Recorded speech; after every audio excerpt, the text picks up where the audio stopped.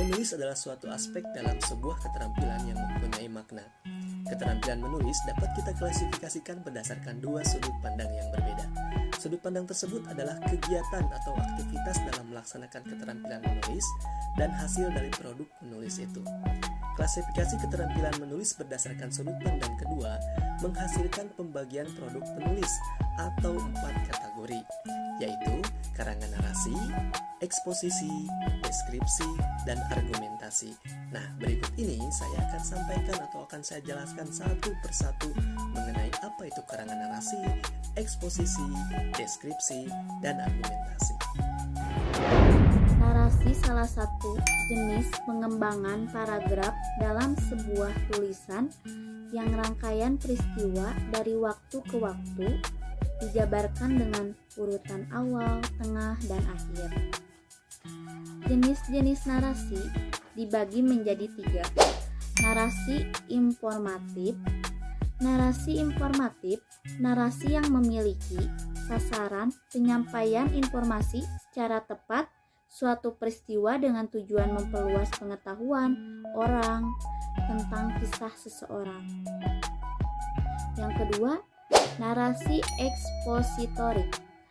Narasi ekspositorik, narasi yang memiliki sasaran penyampaian informasi secara tepat suatu peristiwa dengan tujuan memperluas pengetahuan orang tentang kisah seseorang.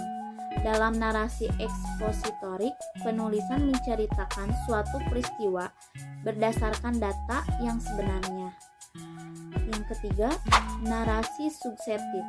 Narasi suksetif, narasi yang berusaha untuk memberikan suatu maksud tertentu, menyampaikan suatu amanat terselubung kepada para pembaca atau pendengar sehingga tampak seolah-olah melihat. Ciri karangan narasi dibagi menjadi 4 bagian. Yang ke-1, menonjolkan unsur perbuatan atau tindakan. Yang kedua, dirangkai dalam urutan waktu. Yang ketiga, berusaha menjawab pertanyaan apa yang terjadi. Yang keempat, ada konflik. Narasi dibangun oleh sebuah alur cerita. Alur ini tidak akan menarik jika tidak ada konflik. Selain alur cerita, konflik dan susunan kronologis, ciri-ciri narasi lebih lengkap lagi diungkapkan oleh alar seni. Nah, dibagi lagi menjadi 5 bagian. Yang ke-1, berupa cerita tentang peristiwa atau pengalaman penulis.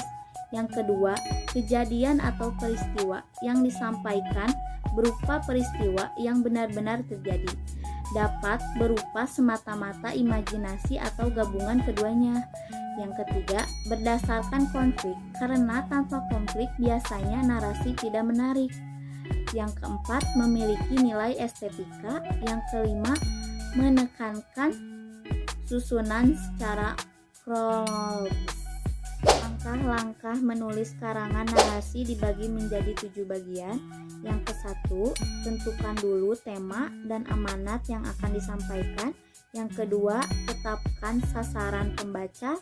Yang ketiga, rancang peristiwa-peristiwa utama yang akan ditampilkan dalam bentuk skema alur. Yang keempat, bagi peristiwa utama itu ke dalam bagian awal, perkembangan, dan akhir cerita. Yang kelima, rincian peristiwa-peristiwa utama ke dalam detail-detail peristiwa sebagai pendukung cerita.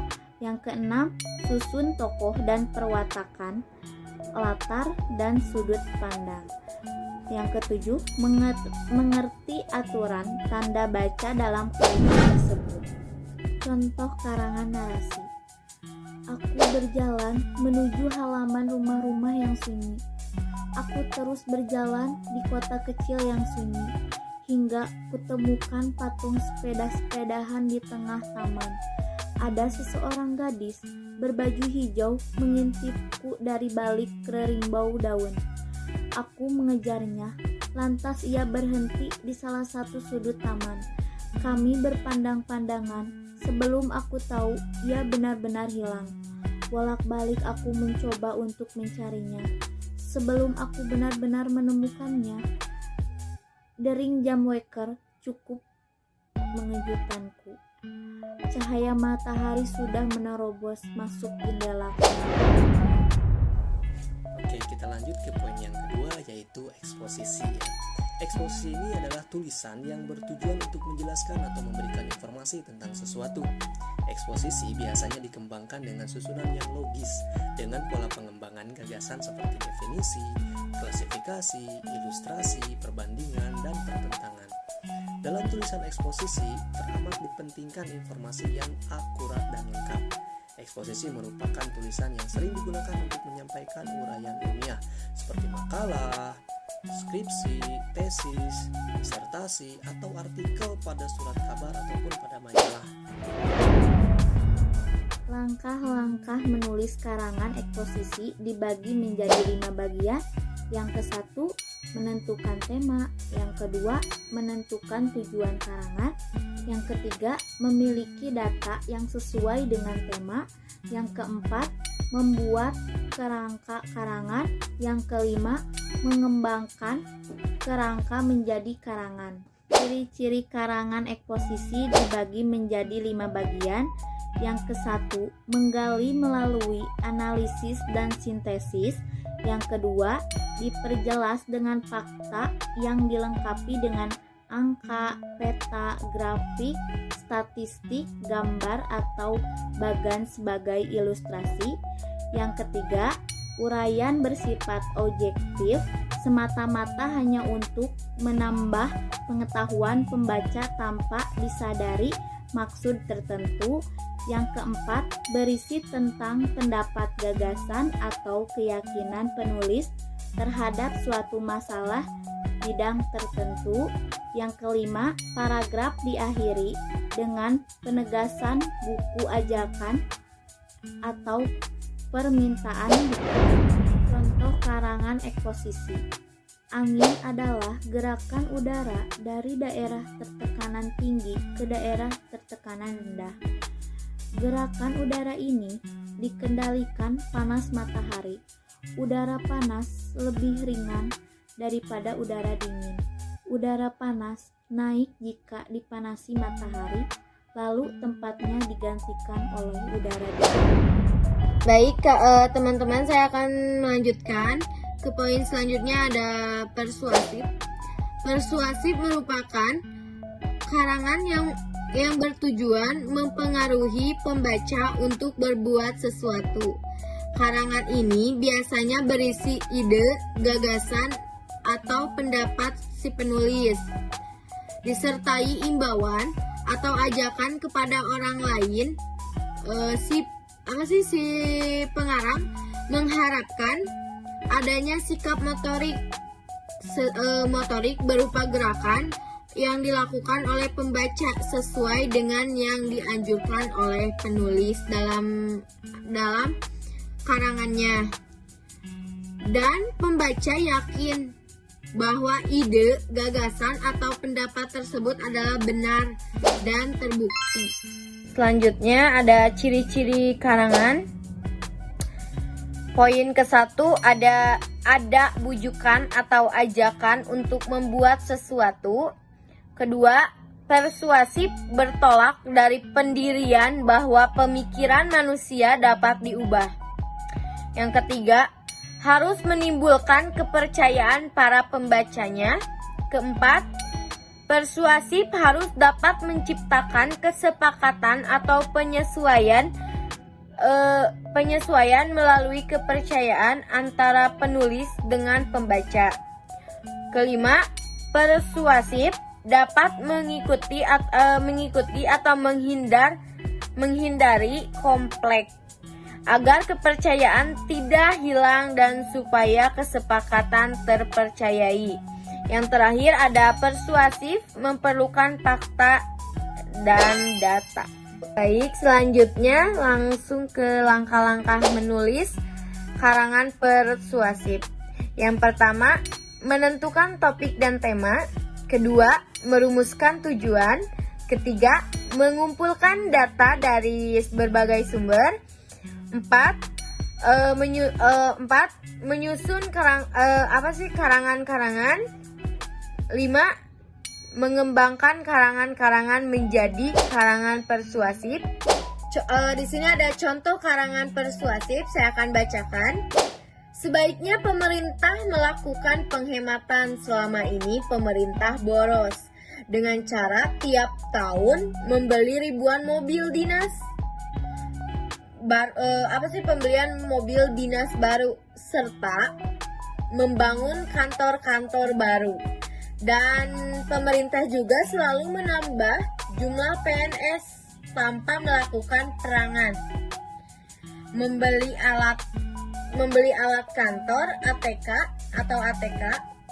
secara berlebihan dan sebagian, padahal dana yang dimiliki tidak cukup untuk. Oke, kita lanjut ke deskripsi ya, di mana deskripsi ini adalah suatu tulisan yang tujuannya memberikan perincian ataupun detail tentang objek sehingga dapat memberi pengaruh pada sensitivitas dan imajinasi pembaca ataupun pendengar. Nah, bagaikan mereka ikut melihat, bagaikan mereka ikut mendengar ataupun juga merasakan ataupun mengalami langsung objek tersebut. Nah, ciri-ciri umumnya biasanya sebagai berikut nih. Yang pertama, itu lebih berupaya memperlihatkan detail atau perincian tentang objeknya tersebut. Kemudian yang kedua, bersifat memberi pengaruh sensitivitas ya, dan membentuk imajinasi pembaca. Kemudian yang ketiga, disampaikan dengan gaya yang memikat dan dengan pilihan kata yang menggugah. Kemudian yang keempat, lebih banyak memaparkan tentang sesuatu yang dapat didengar, dilihat, dirasakan, sehingga objeknya pada umumnya itu benda, alam, warna, ataupun manusia. Yang kelima, organisasi penyampaiannya lebih banyak menggunakan susunan. Selanjutnya ada pola pengembangan paragraf deskripsi. Dibagi di beberapa. Yang pertama ada paragraf deskripsi spesial. Paragraf ini menggambarkan objek khusus ruangan, benda atau tempat. Yang selanjutnya ada paragraf deskripsi subjektif. Paragraf ini menggambarkan objek seperti tafsiran atau kesan perasaan penulis. Selanjutnya ada paragraf deskripsi objektif. Paragraf ini menggambarkan objek atau apa adanya atau sebenarnya. Baik, selanjutnya ada langkah-langkah menyusun karangan deskripsi. Ada 5. Yang pertama adalah tentukan objek atau tema yang akan dideskripsikan. 2. Tentukan tujuan. 3. Mengumpulkan data dengan mengamati objek yang akan dideskripsikan. 3. Menyusun data tersebut ke dalam urutan yang baik atau menyusun karangan-karangan. Selanjutnya, menguraikan karangan menjadi deskripsi yang sesuai dengan tema yang ditentukan. Baik, di sini ada contoh karangan. Saya akan bacakan. Yogya sangat mempesona. Di sebelah kiri terlihat tebing yang sangat tinggi. Dan sebelah kanan kita bisa melihat batu karang besar yang seolah-olah siap menjaga gempuran ombak yang datang setiap saat. Banyaknya wisatawan yang selalu mengunjungi pantai Parangtritis bisa tidak sepi dari pengunjung. Di pantai Parangtritis ini bisa bermain pasir dan merasakan hembusan angin segar, angin laut ya. Kita juga bisa naik kuda atau andong ataupun sejenisnya yang bisa membawa kita ke karang laut yang sungguh sangat indah di sore hari. Kita bisa melihat matahari terbenam yang merupakan momen sangat istimewa. Melihat matahari seolah-olah masuk ke dalam hamparan air laut. Oke, yang berikutnya adalah argumentasi. Nah, argumentasi ini adalah suatu tulisan yang bertujuan meyakinkan atau membujuk pembaca ya tentang kebenaran, pendapat, ataupun pernyataan si penulis.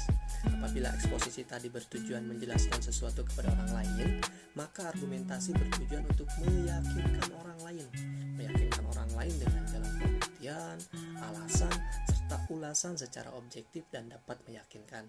Nah, biasanya ciri-ciri argumentasi ini, yang pertama itu bertujuan untuk meyakinkan orang lain. Yang kedua, berusaha membuktikan kebenaran suatu pernyataan atau dari pokok dari suatu persoalan. Kemudian dapat mengubah pendapat si pembaca. Nah, yang terakhir biasanya fakta yang disampaikan atau yang ditampilkan itu merupakan bahan pembuktian. Nah, itu tadi 5 jenis tulisannya. Jadi dapat kita simpulkan bahwa untuk menghasilkan sebuah karangan yang baik dan benar, maka seharusnya terlebih dahulu mengetahui pengertian dan penjelasannya, agar saat mengerjakan dapat menghasilkan hasil yang baik dan benar, yang sesuai dengan ketentuan, dan harus mempelajari dulu materi apa yang akan dikerjakan agar hasilnya baik dan benar.